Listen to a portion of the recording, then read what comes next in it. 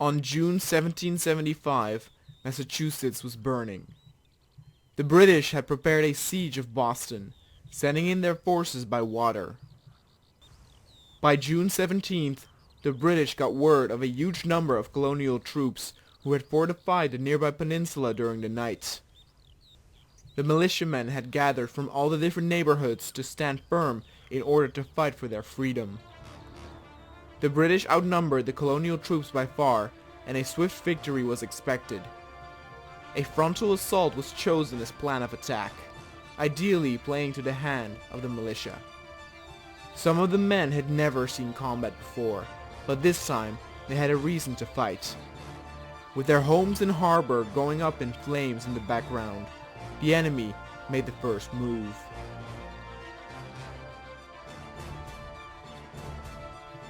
Once the first troops came into range, the signal was given and blasts from the muskets covered the hill in smoke. The few artillery the militia owned took out its anger on the attacker as well. The British returned fire, but where they were huge open targets, the colonials were well fortified and protected, making them difficult to hit. The British artillery answered with blood as well, as many men tried to head further up the hill. Their recklessness was immediately dealt with, as many died in mere seconds.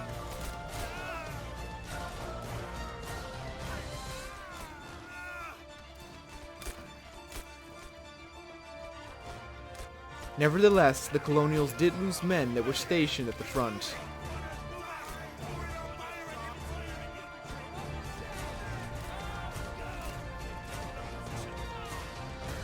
The reloading of the muskets took long and required steady hands.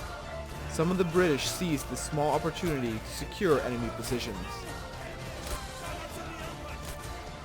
The British lines started to move again, as they felt confident, but once again their initial attack was repelled by the defender. The accuracy of the weapons was poor, working strongly in the favor of those stationed further up the hill.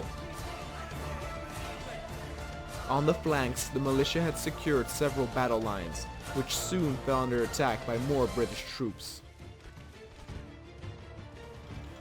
The British were stuck and pinned down. The hill seemed much more difficult to capture than anticipated, but their reinforcements were still at a very high number. They were hoping an opportune moment would present itself to seize the fortified area. The lines of men in red on the horizon loomed as a menace, letting the defenders know that their unit pool was not even close to being exhausted, despite so many losses. But the militiamen held the line regardless, as British soldier after British soldier was shot.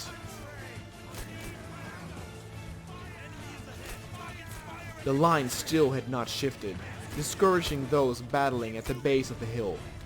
The colonials only lost a handful of soldiers at a time, whereas the British lost many at once.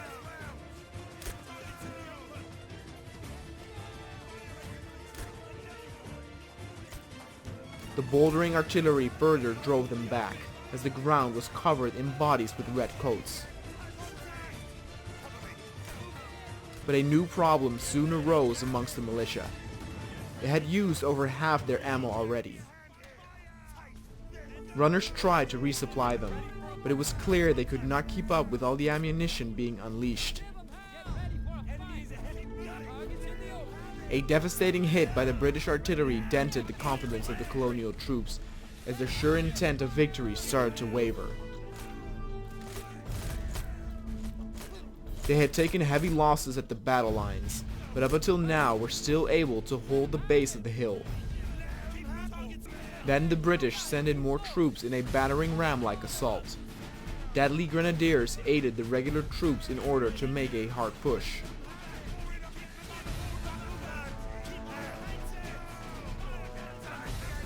A wave of red headed onward as a tidal wave of crimson blood.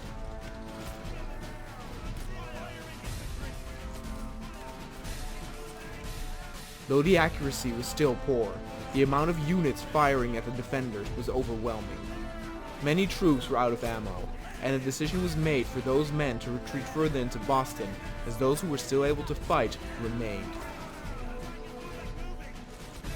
The huge attack force assaulting all at once was simply too much to handle, and militia fell left and right.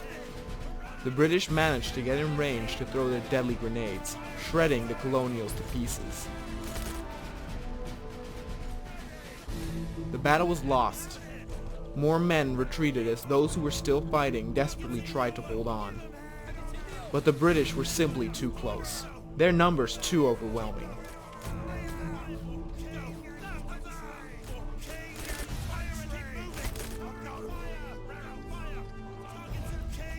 Like ants, they rushed up the hill, leaving a path of destruction in their wake.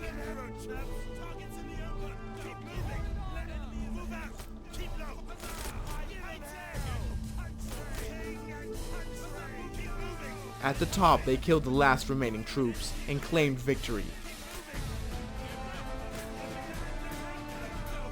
But the victory was bittersweet. Even though Bunker Hill was captured, the British losses outnumbered the militia by a great number. The battle resulted in Britain refraining from any more head-on assaults on fortified positions for the remainder of the war.